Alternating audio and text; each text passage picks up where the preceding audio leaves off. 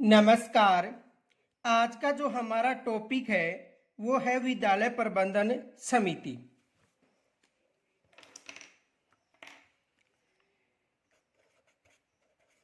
विद्यालय प्रबंधन समिति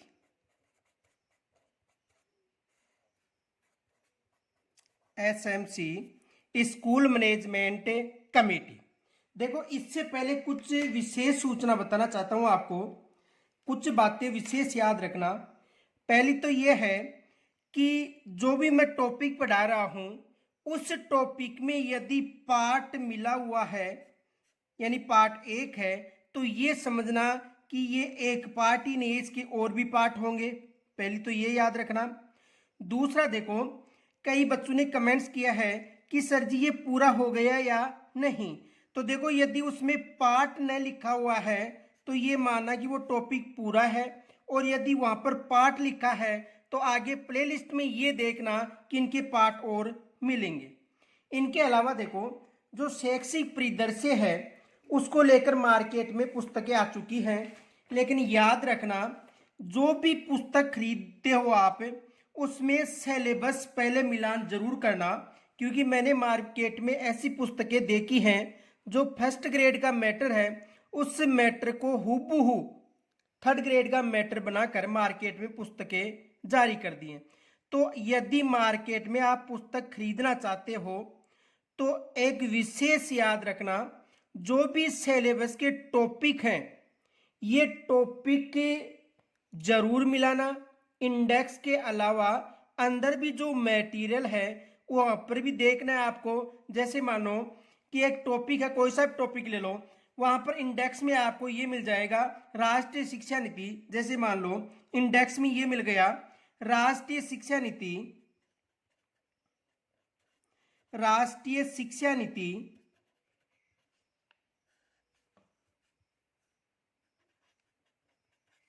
2020 राजस्थान के परिप्रेक्ष्य में।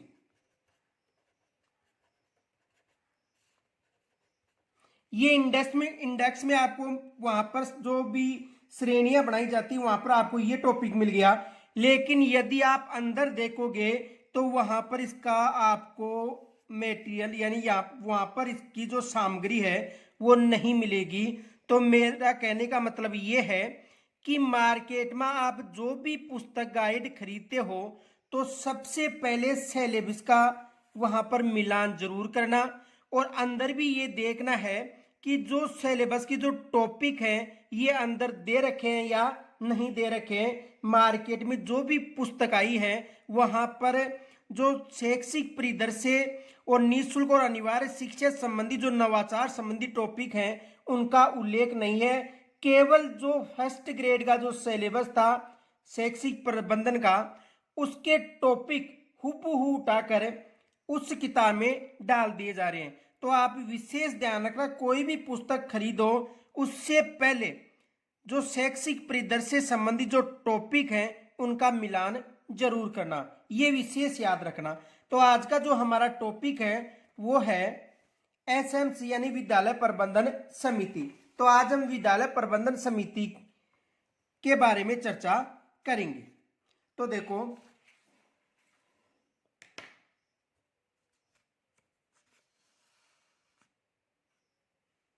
विद्यालय प्रबंधन समिति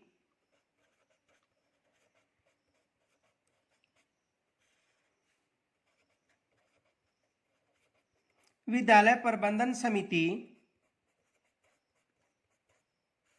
यानी एसएमसी, स्कूल मैनेजमेंट कमेटी। तो देखो, आरटी की धारा की यदि बात करें तो आरटी 2009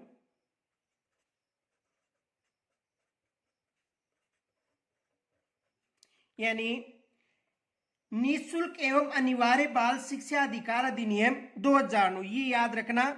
आरटी 2009 का मतलब निःशुल्क एवं अनिवार्य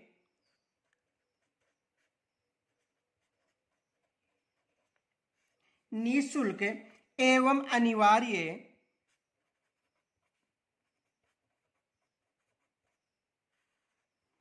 बाल शिक्षा का अधिकार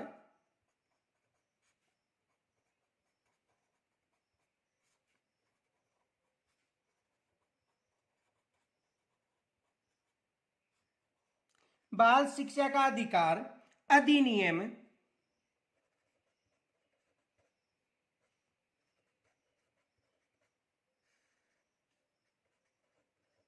2009, ये इसका पूरा नाम है, निःशुल्क एवं अनिवार्य बाल शिक्षा अधिकार अधिनियम 2009 की धारा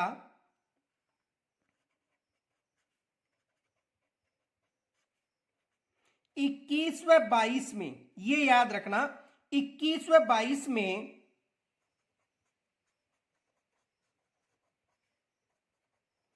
विद्यालय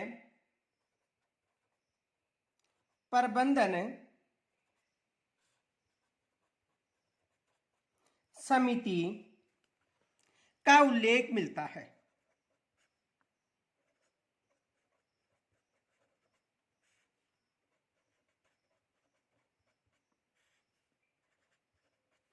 देखो आरटी की कौन सी धारा है, आरटी की धारा 21 व 22। देखो 21 में तो जो भी स्कूल संबंधी मिलता है उल्लेख कि इसमें कौन कौन सी स्कूल शामिल हैं, और यदि धारा 22 की बात करें तो इसमें विद्यालय के विकास के लिए विद्यालय विकास योजना का निर्माण किसके द्वारा किया जाएगा, एसएमसी के द्वारा।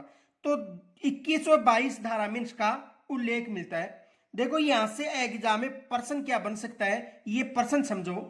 प्रश्न ये आ सकता है,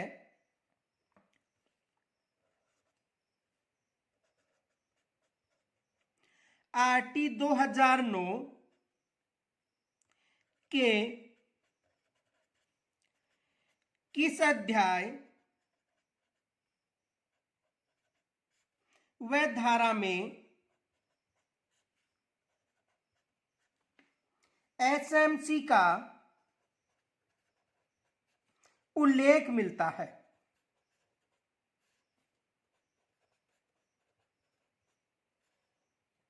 उल्लेख मिलता है, यह प्रश्न बन गया। देखो आरटी 2009 की किस धारा में, किस धारा में और अध्याय में, तो देखो धारा और अध्याय की बात करें तो देखो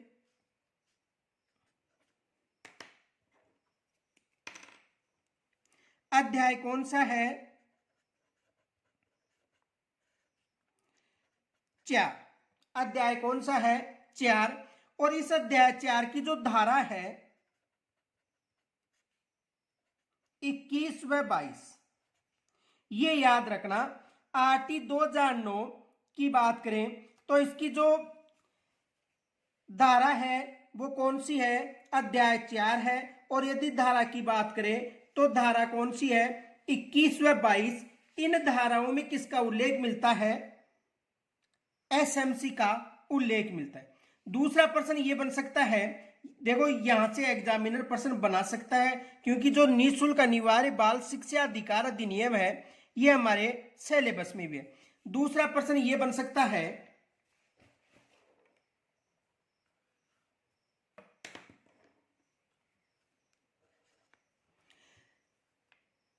अनिवार्य निःशुल्क एवं अनिवार्य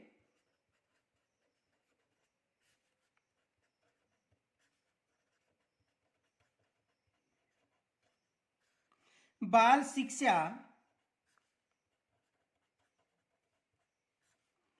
का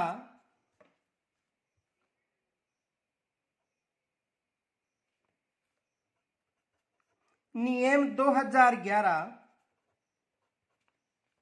यानी राजस्थान की बात करें कि राजस्थान में जो नियम लागू हुआ था, निःशुल्क एवं अनिवार्य बाल शिक्षा अधिकार अधिनियम 2011, राजस्थान में की बात करें, राजस्थान में कौन सा नियम लागू हुआ था, निःशुल्क एवं अनिवार्य बाल शिक्षा अधिकार अधिनियम। राजस्थान की बात करें, या यहां पर यह भी मिल सकता है कि राजस्थान निःशुल्क एवं अनिवार्य बाल शिक्षा अधिकार अधिनियम 2011 की किस धारा में वह अध्याय में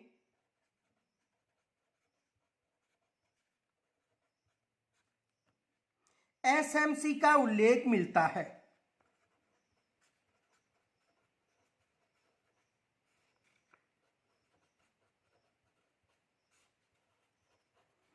यह प्रश्न बन सकता है।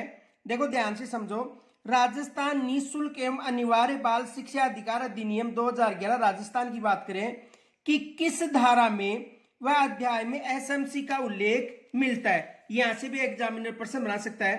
तो देखो ध्यान से समझना, ये जो धारा है तो धारा इसमें है 3, 4 और 5। यानी देखो अध्याय 2 की बात करें,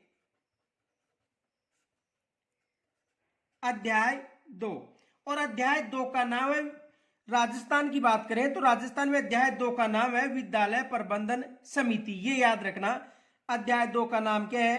विद्यालय प्रबंधन समिति, विद्यालय प्रबंध समिति। और इस अध्याय की धारा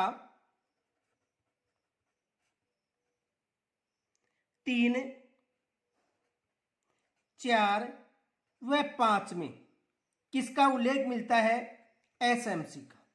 ये याद रखना, यहां से ये 2 प्रश्न बन सकते हैं। एक आरटी 2009 के संदर्भ में बन सकता है और एक जो राजस्थान की नियमावली है 2011, यहां से एग्जामिनर प्रश्न बना सकता है। तो यहां से 2 प्रश्न बन सकते हैं, ये याद रखना। आगे देखो,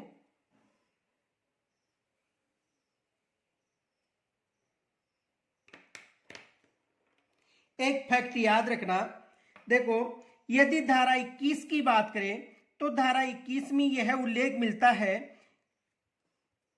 देखो ये दोनों धारा विशेष याद रखना, नोट।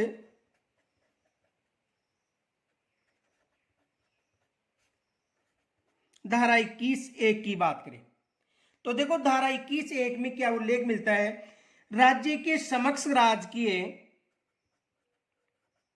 राज्य के समस्त राजकीय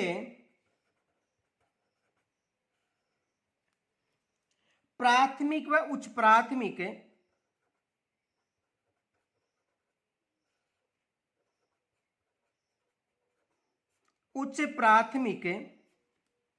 यानी राज्य के राजकीय प्राथमिक और उच्च प्राथमिक व माध्यमिक व उच्च माध्यमिक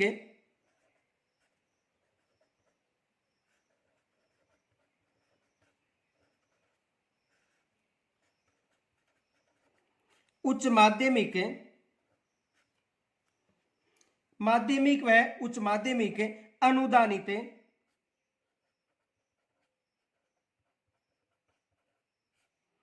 व खास श्रेणी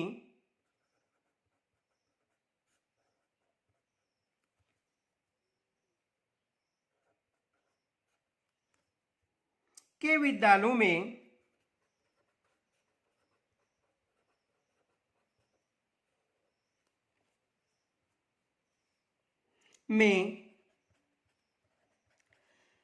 प्रबंधन हेतु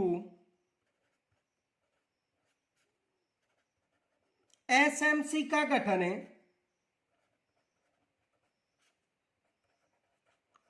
किया गया है। ये किस धारा में उल्लेख मिलता है? धारा 21 में। यानी राज्य के समस्त राजकीय प्राथमिक व उच्च प्राथमिक व माध्यमिक उच्च माध्यमिक अनुदानित खास श्रेणी की जो विद्यालय हैं उनमें एसएमसी का गठन किया गया। किस धारा मिलता है? धारा 21। कहने का मतलब कि धारा 21 व 22 दोनों धाराएं बतानी है। यदि स्कूल संबंधी गठन की बात करें, जैसे प्रश्न आ जाए कि एसएमसी का गठन किस धारा के तहत, तो धारा 21(1) के तहत एसएमसी का गठन किया जाता है। लेकिन यदि एसएमसी संबंधी धाराएं पूछे, देखो यहां से एक प्रश्न, देखो मैं समझाता हूं, ध्यान से समझना। दूसरा देखो, धारा 22 की बात करें तो धारा 22 में विद्यालय यानी विद्यालय विकास योजना एसएमसी के द्वारा बनाई जाएगी। तो इसमें विद्यालय विकास योजना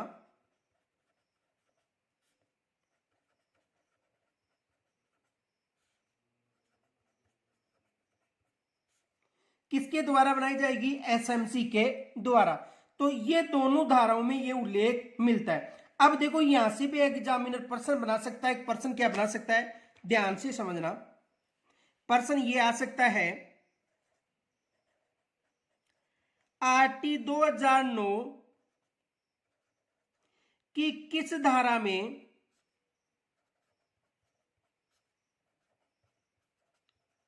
एसएमसी के गठन का उल्लेख है?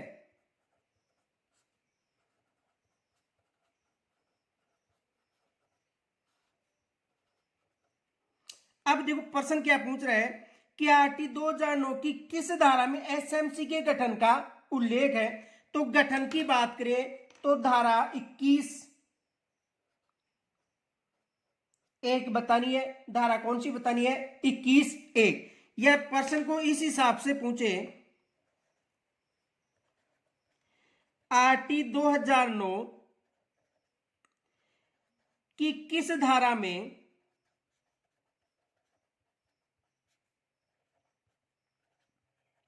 एसएमसी का उल्लेख मिलता है। अब देखो यदि इस हिसाब का प्रश्न पूछे कि आरटी 2009 की किस धारा में एसएमसी का उल्लेख मिलता है, तो धारा 21 व 22 में तो एसएमसी का उल्लेख है। लेकिन एसएमसी की गठन की बात करें तो कौन सी धारा बतानी है? 21। तो यहां से एग्जामिनर प्रश्न बना सकता है। शायद प्रश्न समझ में आ गया होगा। ध्यान से समझना कि यदि केवल आपको एसएमसी के गठन की बात करें, धारा 21(1) बतानी है, और यदि एसएमसी का उल्लेख की बात करें, धारा 21 व 22 बतानी है। यहां से ये एग्जामिनर प्रश्न बना सकता है। आगे देखो,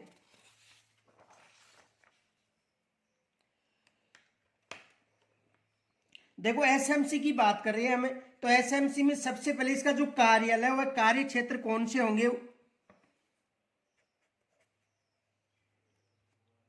कार्यालय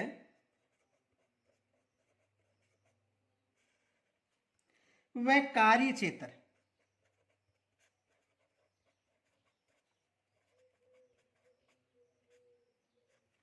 कार्यालय व कार्य क्षेत्र की चर्चा करेंगे। तो देखो इस समिति का जो कार्यालय है, राजकीय प्राथमिक, उच्च प्राथमिक, माध्यमिक, उच्च माध्यमिक विद्यालय में स्थापित होगा। इसका जो कार्यालय वो कहां पर स्थापित होगा? जो भी देखो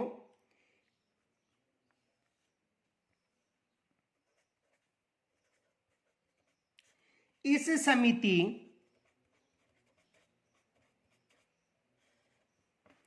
का कार्यालय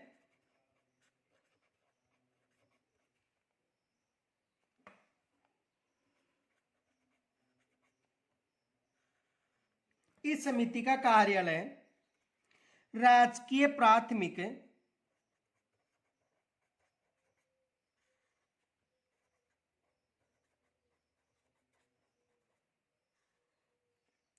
या उच्च प्राथमिक या माध्यमिक या उच्च माध्यमिक विद्यालय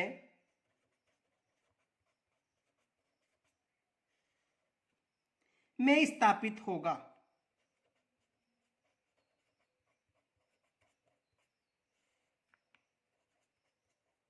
समझ में आ गया होगा। यदि कार्यालय की चर्चा करें तो देखो इसका जो कार्यालय है वो जो भी स्कूल है, चाहे वो प्राथमिक हो, उच्च प्राथमिक हो, उच्च माध्यमिक हो, माध्यमिक हो, तो उस जो स्कूल है उस स्कूल में इसका कार्यालय होगा। अब देखो कार्यालय के बाद यदि कार्य क्षेत्र की बात करें तो इस स्कूल में जो पढ़ने वाले जो बच्चे हैं उनका जो क्षेत्र होगा वो ही इनका कार्य क्षेत्र होगा। ये याद रखना। देखो कार्य क्षेत्र की बात करें,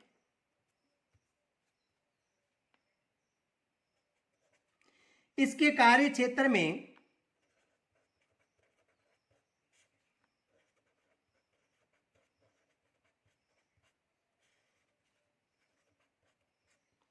विद्यालय में पढ़ने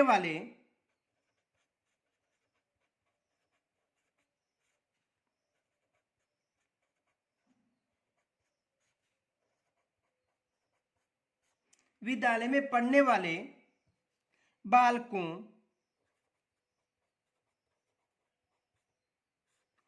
के निवास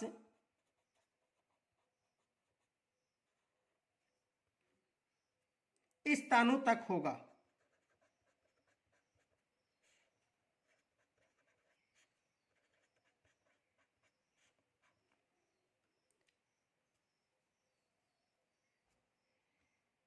तो समझ में आ गया होगा, इसका कार्य क्षेत्र विद्यालय में पढ़ने वाले बालकों के निवास स्थान तक होगा।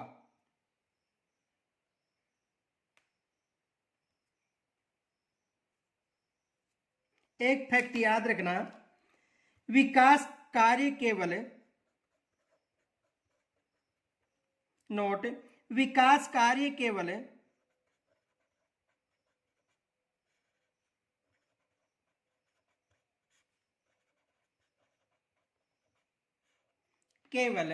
विद्यालय परिसर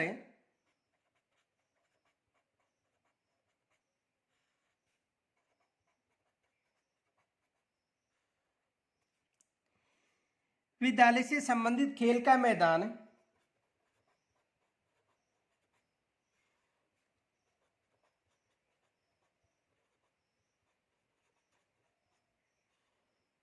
विद्यालय से संबंधित खेल का मैदान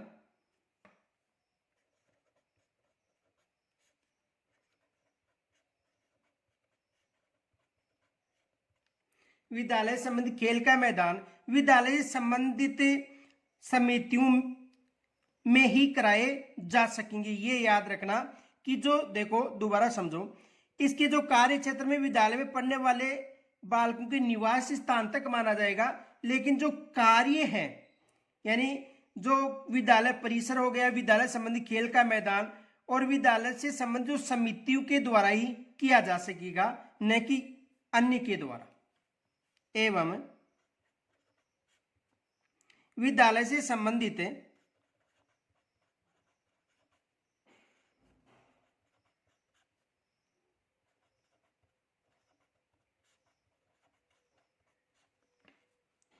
समितियों में ही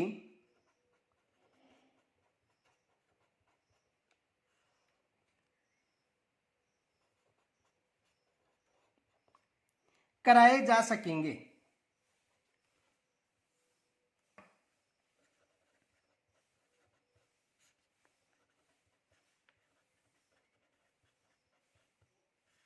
देखो इसे एक बार दोबारा समझो, इसका जो कार्य क्षेत्र है ये विद्यालय में पढ़ने वाले जो बालक हैं उनके निवास स्थान तक माना जाता है, लेकिन जैसे विद्यालय परिसर समिति हो गई, इनके अलावा विद्यालय खेल समिति होती है, विद्यालय से संबंधित जो समितियां हैं ये ही इनका विकास कार्य कराएंगी, न कि जो इनके क्षेत्र में जो निवास करने वाले लोग हैं वो विकास कार्य करवाएंगे। अब देखो विद्यालय प्रबंधन समिति के उद्देश्य क्या है।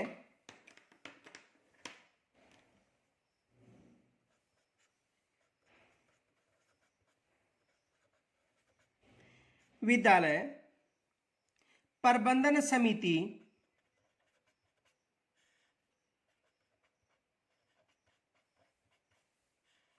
के उद्देश्य,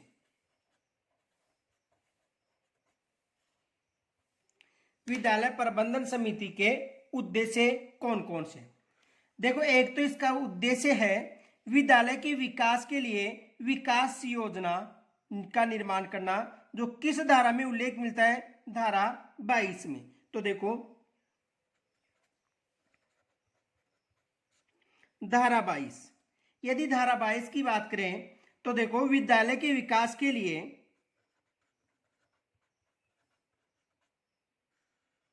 विद्यालय के विकास के लिए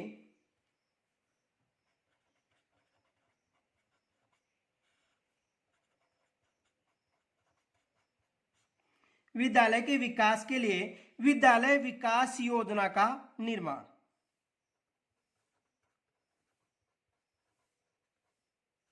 विद्यालय विकास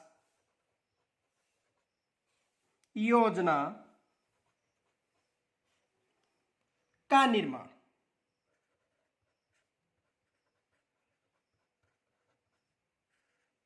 किसका उद्देश्य है?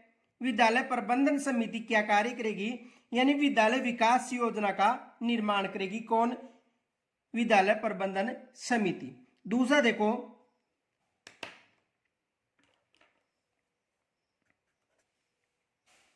विद्यालय के क्रियाकलापों को मॉनिटर करना।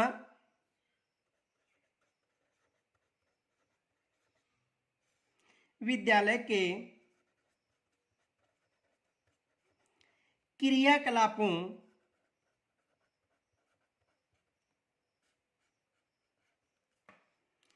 को मॉनिटर करना।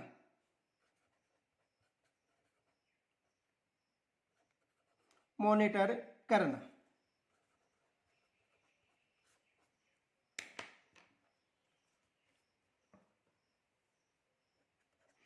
भामाशाहों के द्वारा जो आर्थिक सहायता है ये प्राप्त करना।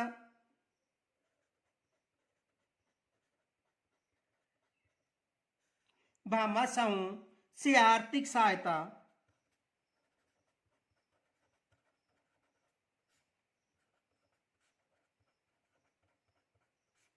प्राप्त करना। जो भी भामाशाह आर्थिक सहायता प्रदान करते हैं ये आर्थिक सहायता प्राप्त करना। इनके अलावा जो इनका मुख्य उद्देश्य होता है विद्यालय का विकास करना, ये याद रखना। यानी विद्यालय प्रबंध समिति का जो मुख्य उद्देश्य है वो है विद्यालय का विकास करना।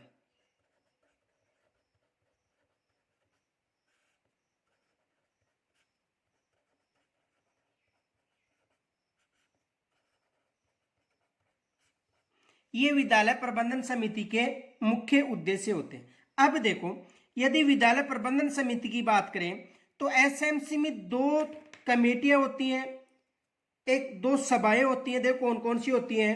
एसएमसी की बात करें तो एसएमसी में एक तो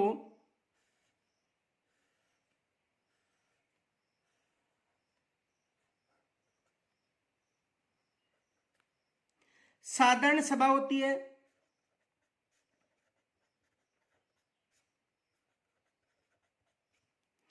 और एक होती है कार्यकारिणी समिति।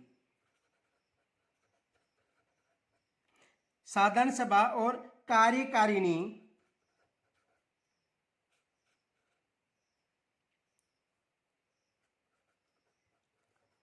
समिति, 2 समितियां होती है एसएमसी में, एक साधारण समिति और एक कार्यकारिणी समिति। देखो साधारण समिति में जो भी विद्यालय में जो बच्चे पढ़ने आते हैं उनके माता पिता सभी शामिल होंगे।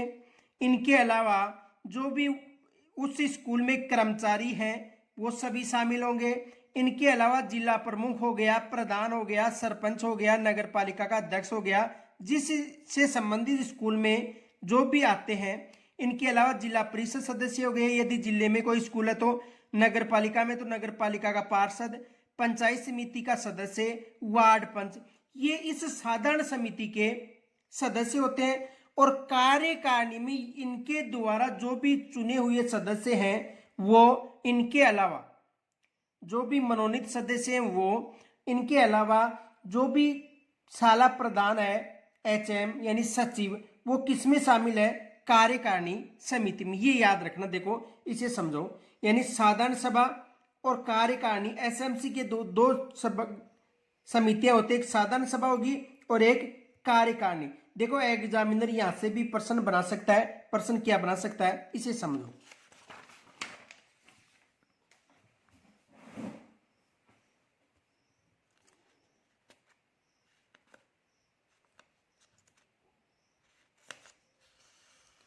सबसे पहले देखो साधारण सभा की चर्चा करते हैं।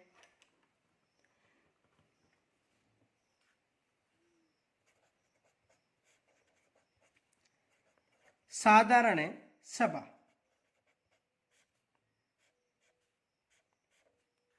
देखो साधारण सभा में यदि चर्चा करें तो साधारण सभा में कौन कौन से सदस्य शामिल होते हैं। इनके सदस्य की बात करें तो इनमें सदस्य होते हैं विद्यालय में अध्ययनरत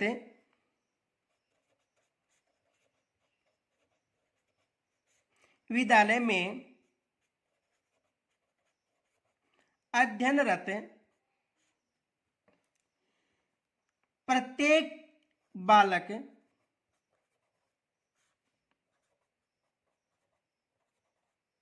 या बालिका बालक या बालिका के अभिभावक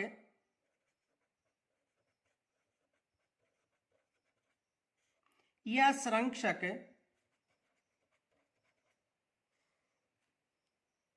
देखो कौन कौन शामिल होंगे।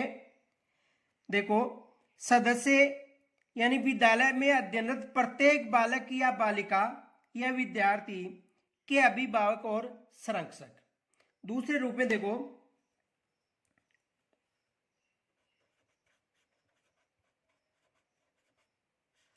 विद्यालय के सभी कर्मचारी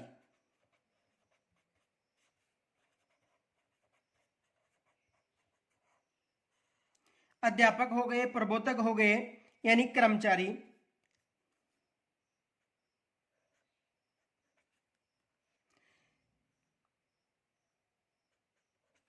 आगे देखो यानी सदस्य के रूप में याद रखना। देखो साधारण सभा की बात करें, साधारण सभा में कौन होंगे? विद्यालय में जो भी बच्चे पढ़ रहे हैं उनके माता पिता, और यदि माता पिता नहीं है तो जो भी संरक्षक होगा वो उस साधारण सभा का सदस्य होगा। दूसरा देखो विद्यालय के सभी कर्मचारी अध्यापक हो गए, प्रबोधक हो गए, ये उसमें शामिल होंगे। तीसरा देखो संबंधित कार्य क्षेत्र में निवास करने वाले संबंधित कार्य क्षेत्र में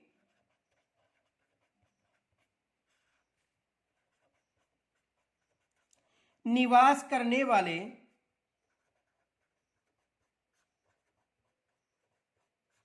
संबंधित कार्य क्षेत्र में निवास करने वाले जिला प्रमुख,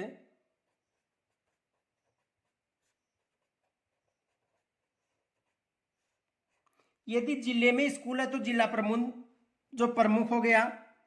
इनके अलावा प्रधान, सरपंच,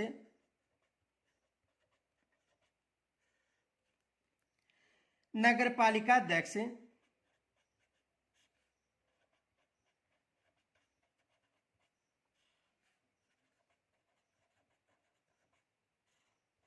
ये शामिल होंगे जिसमें साधारण सभा में। आगे देखो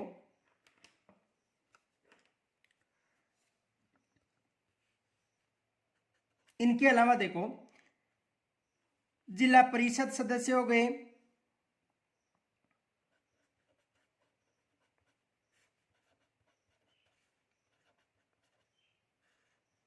जिला परिषद, नगर पालिका परिषद, नगर पालिका पार्षद, जिला परिषद सदस्य, नगर पालिका पार्षद,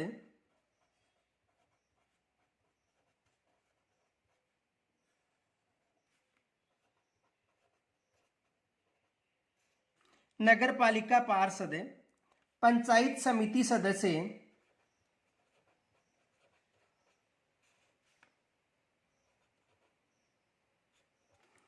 पंचायत समिति सदस्य,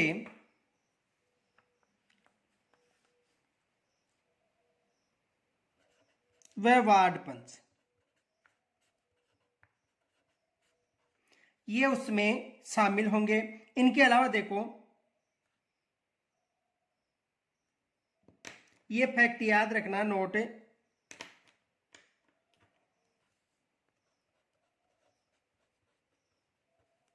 समिति की कार्यकारिणी समिति में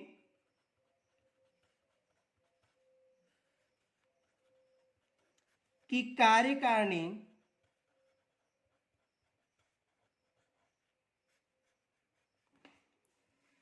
समिति में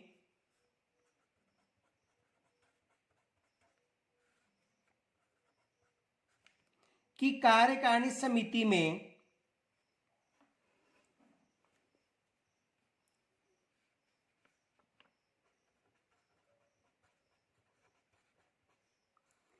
निर्वाचित व मनोनीत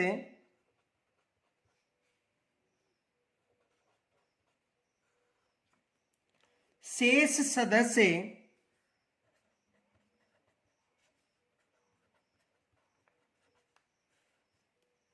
जो उपयुक्त में शामिल नहीं हो।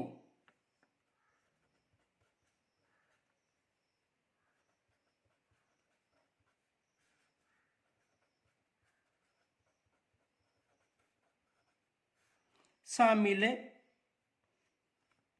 नहीं है या नहीं हो।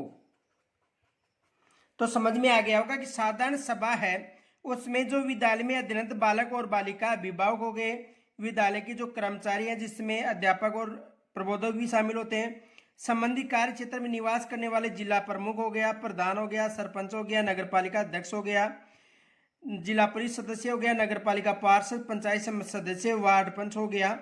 इनके अलावा जो भी कार्यकारिणी समिति में निर्वाचित और मनोनीत सदस्य के अलावा जो शेष हैं वो किस में शामिल होते हैं? साधारण सभा में शामिल होते हैं। अब एक फैक्ट और याद रखना नोट में ही,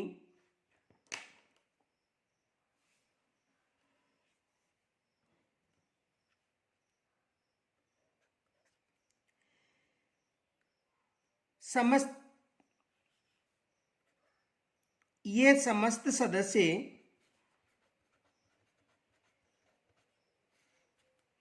सदस्य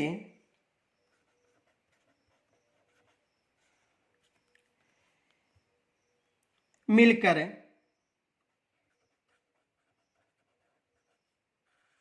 साधारण सभा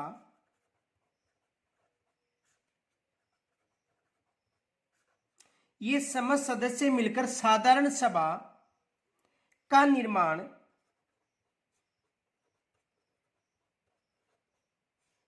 करेंगे।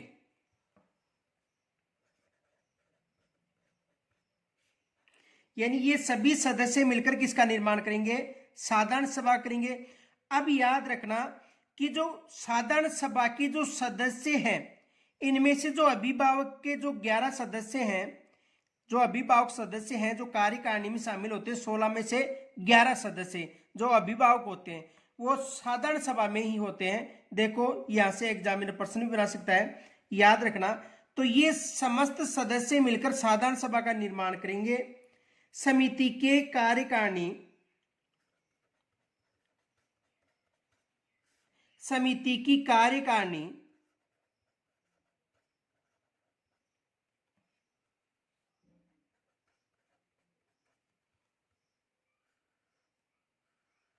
समिति की कार्यकारिणी समिति का अध्यक्ष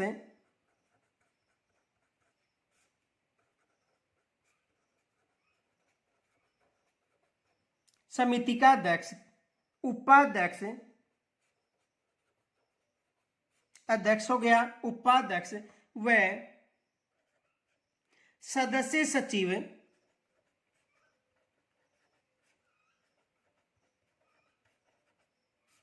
सदस्य सचिव साधारण सभा के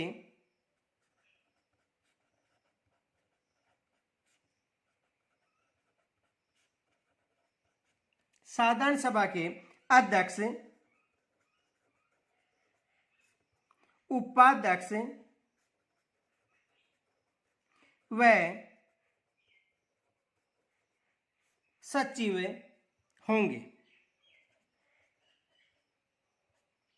यानी साधारण सभा के लिए अलग से अध्यक्ष का पद, उपाध्यक्ष का पद और सचिव के लिए चुनाव कराने की जरूरत नहीं है। केवल जो कार्यकारिणी समिति के जो अध्यक्ष होगा वो ही इसका अध्यक्ष होगा और जो उपाध्यक्ष होगा वो ही इसका उपाध्यक्ष होगा और वो ही जो सचिव होगा वो ही साधारण सभा का सचिव होगा। देखो एग्जाम में यहां से जो पर्सन बन सकते हैं, कौन कौन से पर्सन बन सकते हैं, ध्यान से समझना। एक तो ये पर्सन बन सकता है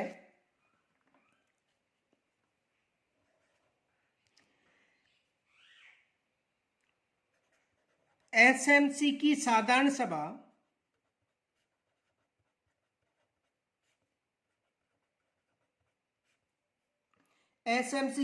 सभा में अध्यक्ष व उपाध्यक्ष कौन होगा?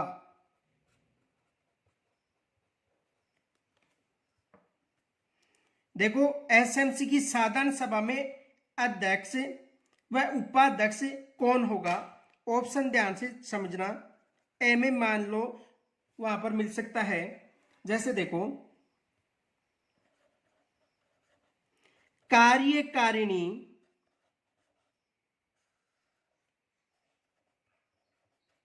समिति के अध्यक्ष व उपाध्यक्ष,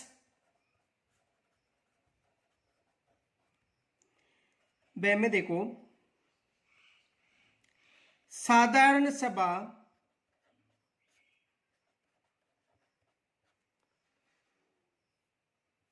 का सर्वोच्च या अधिकायु श्री वरिष्ठ का वरिष्ठ अभिभावक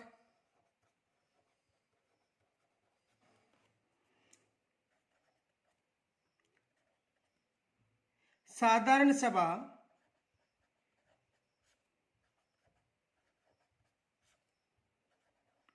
की वरिष्ठ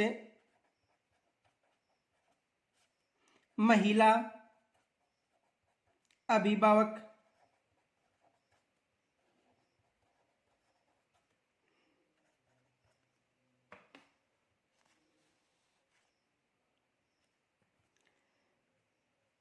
ये सदस्य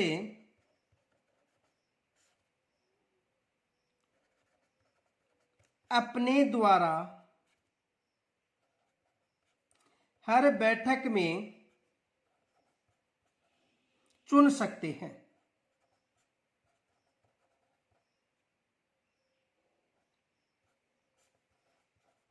देखो समझो, एसएमसी की साधारण सभा में अध्यक्ष व उपाध्यक्ष कौन होगा, ये एग्जामिनर प्रश्न बना दिया मान लो। तो कार्यकारिणी समिति के अध्यक्ष व उपाध्यक्ष, साधारण सभा का वरिष्ठ अभिभावक, साधारण सभा की वरिष्ठ महिला अभिभावक, ये सदस्य अपने द्वारा हर बैठक में चुन सकते हैं। तो देखो सही उत्तर कौन सा होगा? कार्यकारिणी समिति का अध्यक्ष व उपाध्यक्ष साधारण समिति के अध्यक्ष व उपाध्यक्ष होंगे, ये याद रखना। यहां से एग्जामिनर प्रश्न बना सकता है। दूसरा प्रश्न ये बन सकता है, दूसरा प्रश्न देखो,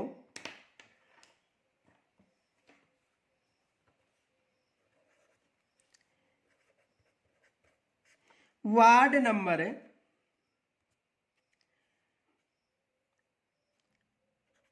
5 में एक स्कूल है,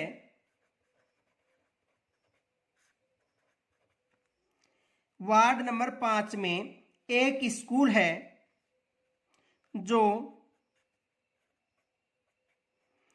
ग्राम पंचायत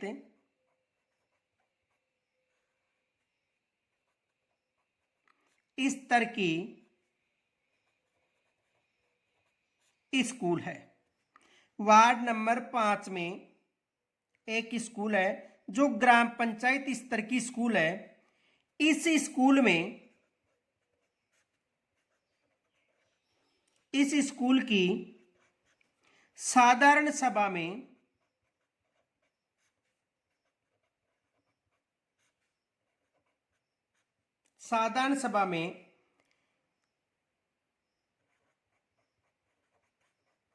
शामिल होंगे। देखो प्रश्न ध्यान से समझो, वार्ड नंबर 5 में एक स्कूल है जो ग्राम पंचायत स्तर की स्कूल है। इस स्कूल की साधारण सभा में शामिल होंगे, ये एग्जामिनर ने प्रश्न बना दिया। अब देखो कौन कौन शामिल होंगे ये समझो। देखो ग्राम पंचायत में जैसे मान लो आपको वहां पर मिल गया ऑप्शन में वार्ड पंच, बे में मिल गया अभिभावक समय मिल गया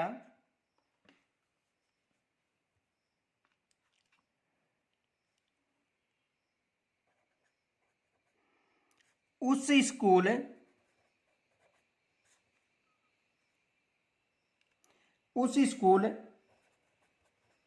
क्षेत्र के लोग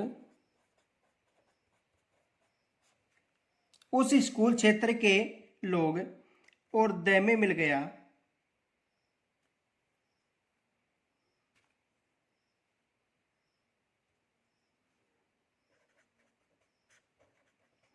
उस क्षेत्र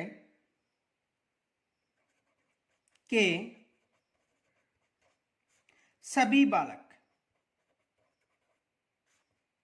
देखो ये प्रश्न आ गया कि वार्ड नंबर 5 की बात करें। वार्ड नंबर 5 में एक स्कूल है जो ग्राम पंचायत स्तर की स्कूल है, यानी ग्राम पंचायत की बात करें, कोई भी ग्राम पंचायत है और उस ग्राम पंचायत की कौन सी वार्ड नंबर है 5, यानी कोई भी ग्राम पंचायत है और उस ग्राम पंचायत की वार्ड 5 की बात करें। जैसे मान लो ये ग्राम पंचायत है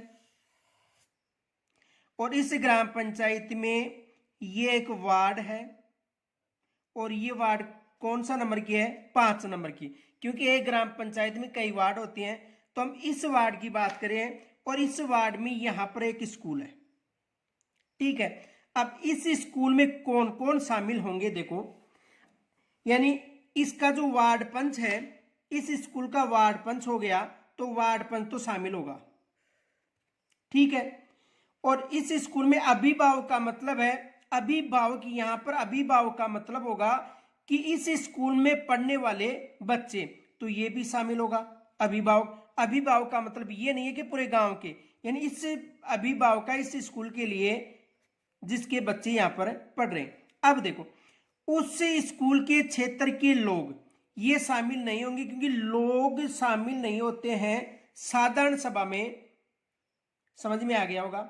आगे देखो उस क्षेत्र के सभी बालक भी साधारण सभा में शामिल नहीं होंगे, समझ में आ गया होगा। यानी यहां पर देखो इसमें कौन कौन शामिल होंगे, वार्ड पंच हो गया और अभिभावक। आगे देखो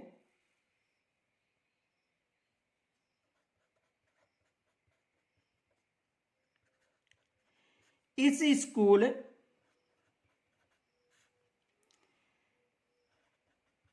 क्षेत्र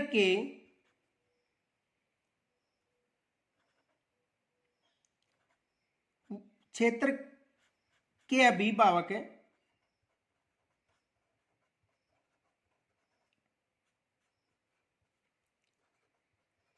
वार्ड पंच या सरपंच हो, जिस स्कूल में जो वार्ड आती है वहां पर सरपंच हो वो भी शामिल होगा। देखो यदि वार्ड नंबर 5 में कोई सरपंच है, यानी जो भी इस गांव का सरपंच है और ये सरपंच किस वार्ड में आता है, वार्ड नंबर 5 में, तो ये भी शामिल होगा। यानी देखो ध्यान से समझना कि जो वार्ड नंबर 5 में जो भी शामिल है,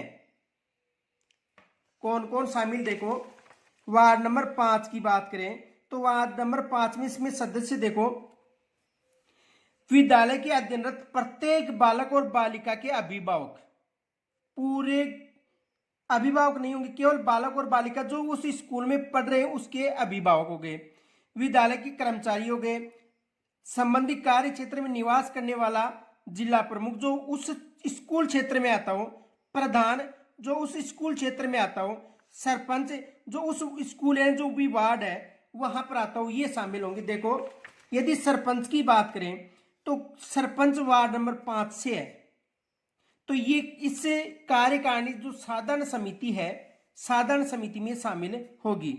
वार्ड नंबर देखो सरपंच किस वार्ड से है, वार्ड नंबर 5 से, क्योंकि सरपंच किसी वार्ड से तो होगा। मान लो सरपंच वार्ड नंबर 5 से तो इसमें शामिल होगा। यदि सरपंच वार्ड नंबर 7 से है या अन्य कोई भी वार्ड हो, 7 मान लो, 4 मान लो, 11 मान लो, कोई सी भी वार्ड हो तो वो शामिल नहीं होगा। इनके अलावा देखो अभिभावक होंगे, लेकिन याद रखना उस स्कूल क्षेत्र के लोग शामिल नहीं होंगे। ये याद रखना, उस स्कूल क्षेत्र के लोग शामिल नहीं होंगे। देखो ध्यान से समझो, एक बार दोबारा एक प्रश्न बनाता हूं दूसरा।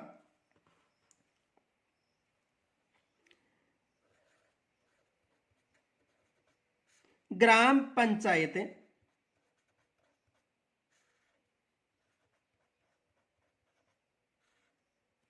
नांगल नाथूसर की वार्ड नंबर 2 का सरपंच राम सिंह है।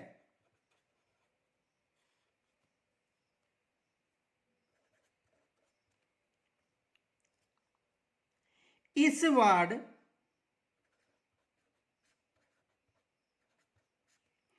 क्षेत्र में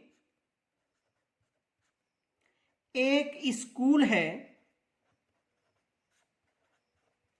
इस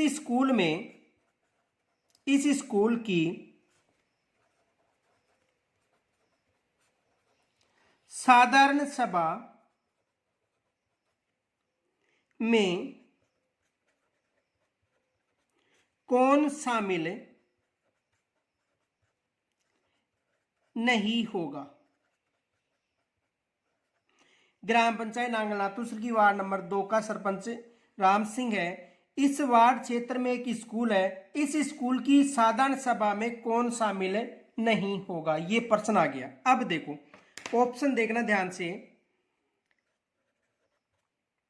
एक तो वार्ड का पंच हो गया, वार्ड नंबर 2 की बात करें, वार्ड का पंच, देखो वार्ड 2 का पंच हो गया।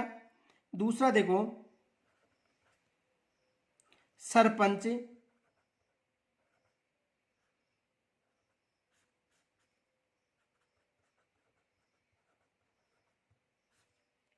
तीसरा देखो अभिभावक,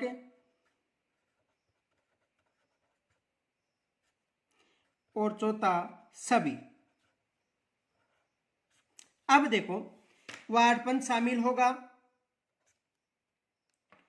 यदि उस वार्ड में सरपंच आता है तो वो शामिल होगा। अभिभावक का मतलब जो बच्चे पढ़ते हैं उनके माता पिता हो गए, तो इसका मतलब क्या होगा? सभी शामिल होंगे। तो कौन सा ऑप्शन आएगा? द। यदि ये वार्ड नंबर 4 में होता और स्कूल किस वार्ड में है? 2 में, तो ये शामिल नहीं होता। समझ में आ गया होगा। आगे देखो,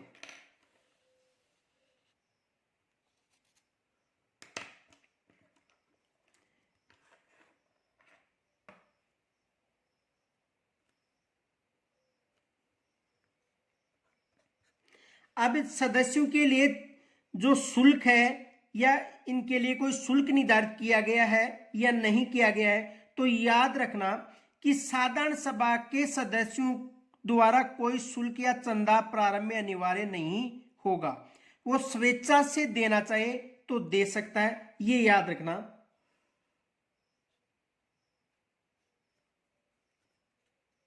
साधारण सभा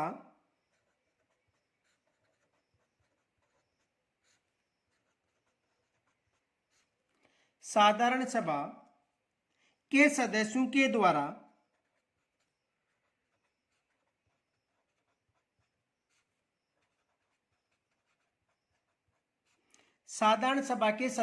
द्वारा कोई शुल्क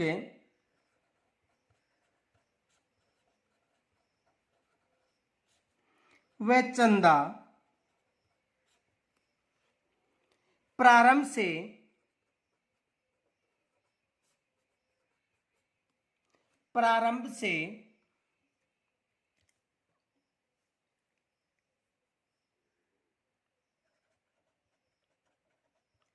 अनिवार्य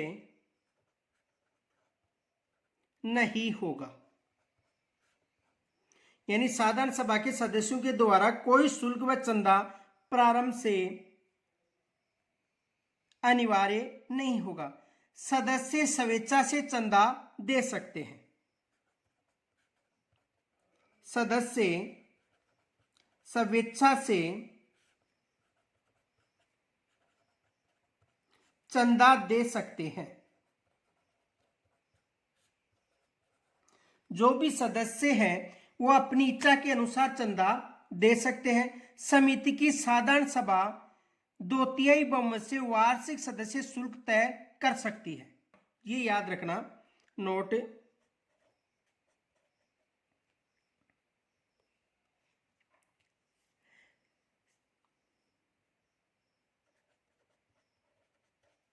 समिति की साधारण सभा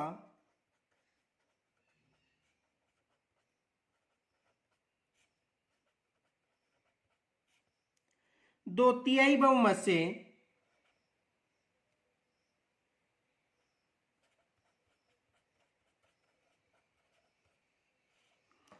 समिति की साधारण सभा 2/3 बहुमत से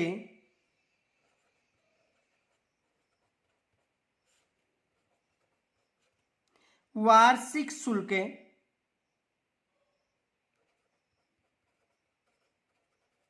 वार्षिक सदस्यता, देखो समिति की साधारण सभा 2/3 बहुमत से वार्षिक सदस्यता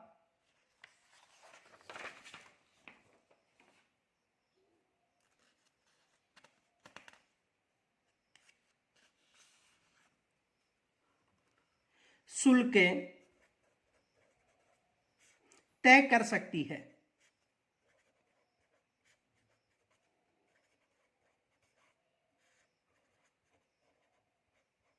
समझ में आ गया होगा। यानी कहने का मतलब है कि साधारण सभा के जो सदस्य हैं उनके लिए कोई शुल्क निर्धारित नहीं है, कोई चंदा भी नहीं निर्धारित है। सदस्य स्वेच्छा से चंदा दे सकते हैं। और समिति की साधारण सभा यदि 2/3 बहुमत से कोई भी बहुमत पारी करके वार्षिक सदस्यता शुल्क तय कर सकती है। लेकिन वैसे कोई विशेष इनके लिए ये उल्लेख नहीं है कि ये चंदा निर्धारित है। अब देखो सदस्यता की समाप्ति कैसे हो सकती है।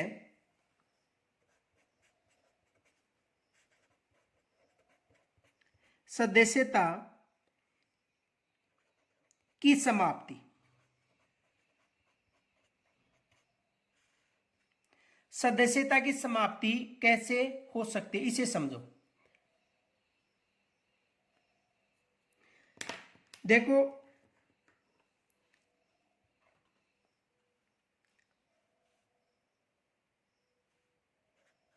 साधारण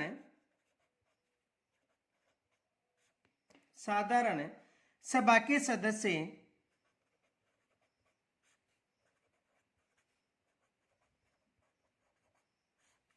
की सदस्यता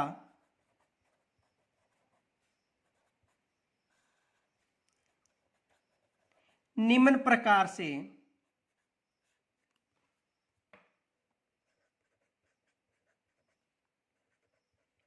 समाप्त हो सकती है।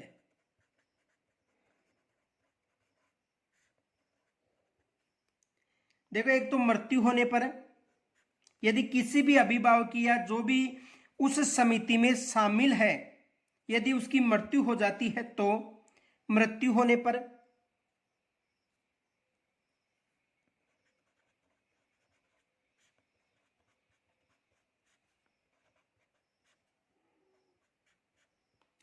त्याग पत्र देने पर,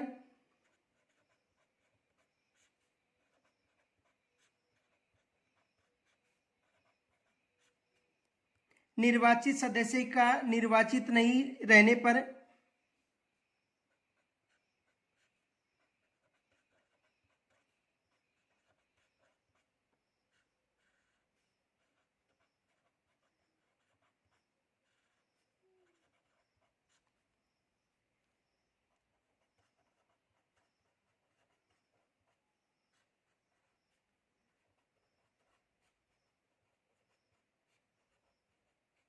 समझ में आ गया होगा। निर्वाचित सदस्य का निर्वाचित नहीं रहने पर, यदि किसी वार्ड में कोई सरपंच है और दोबारा चुनाव हो गए और वो उस समिति का सदस्य है और उसके बच्चे उस स्कूल में नहीं पढ़ रहे हैं तो उसकी सदस्यता क्या हो जाएगी, समाप्त। एक बार दोबारा देखो निर्वाचित सदस्य की सदस्यता समाप्त होने का मतलब कि इस में जैसे मान लो वार्ड पंच है, 2 नंबर इस वार्ड में कोई पंच है, उसके बच्चे उस स्कूल में प्रवेश नहीं ले रखा है, तो वो अभिभावक के रूप में तो नहीं है लेकिन निर्वाचित सदस्य के रूप में है। देखो मृत्यु होने पर, त्याग पत्र देने पर, निर्वाचित सदस्यता का निर्वाचन नहीं रहने पर और विद्यालय के विद्यार्थी का स्कूल छोड़ने पर उसके अभिभावक या उनकी सदस्यता स्वतः ही समाप्त हो जाएगी और पदेन सदस्य के पद पर नहीं रहने पर। इन कारणों से जो सदस्यता है वो समाप्त हो जाती है। तो ये विशेष याद रखना कि सदस्यता समाप्त होने के कारण यानी मृत्यु हो जाने पर, त्याग पत्र देने पर, निर्वाचित सदस्य का निर्वाचित नहीं होने पर, यदि कोई भी बच्चा उस स्कूल में पढ़ रहा है तो उस छोड़ने पर उसके अभिभावक की सदस्यता समाप्त हो जाएगी और पदेन सदस्य के पद पर नहीं रहने पर। तो यहाँ तक आपको यदि कोई समस्या हो कमेंट्स के द्वारा जरूर बताना। और इसके अभी तक तो शेष पार्ट हैं, शायद 2 पार्ट और बनेंगे, उसमें संपूर्ण हो जाएगा। तो यहाँ तक कोई समस्या हो कमेंट्स के द्वारा जरूर बताना। अगर अच्छा लगा तो लाइक और अपने साथियों के पास शेयर जरूर करना। धन्यवाद।